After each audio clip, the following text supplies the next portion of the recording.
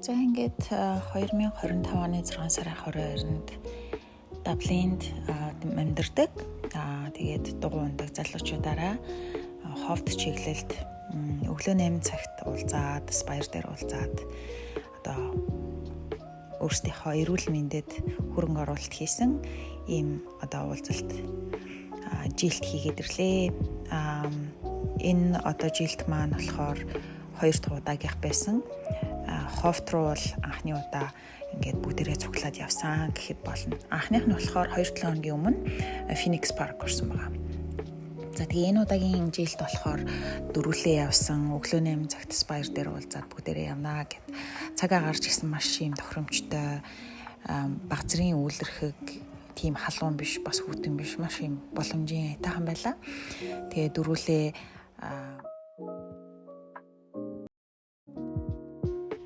за тэгээд ховд руу жихэд нийтдээ ер нь бол нэг эрх очихын 35-аас 40 км орчим болдог.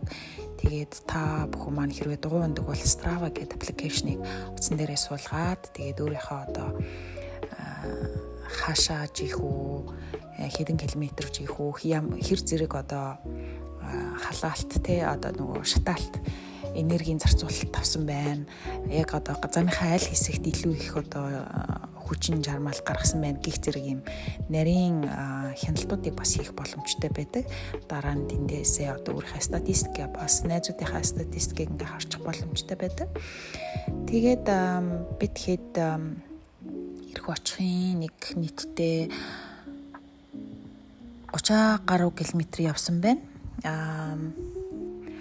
Ховдынхоо дээр яг саммит оргилд нь гараад тэгээ тэндээ нэг хэдүүлээ бас танилцаад бинтгээ гоё монгол хүний сайхан яриа өрнүүлээд тэгээ ингээд Монголынхаа талаар хэдүүлээ ярилцаад монгол хүний identity гэж бас юу юм, бид нар юугаараа энэ одоо гадаад улс орнд ялгарч амьдрах ёстой юм гэдэг талаараа бас ярилцсан юм гайхамшигтай уулзалт байлаа гэж би хувьдаа бодсон.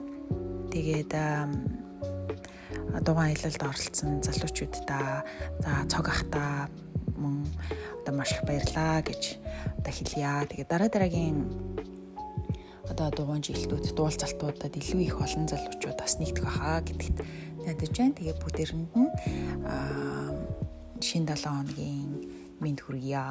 За тэгээд амралтын өдрийнхөө үлдэн цаг хугацааг сайхан өнгөрүүлээрэй. Bye.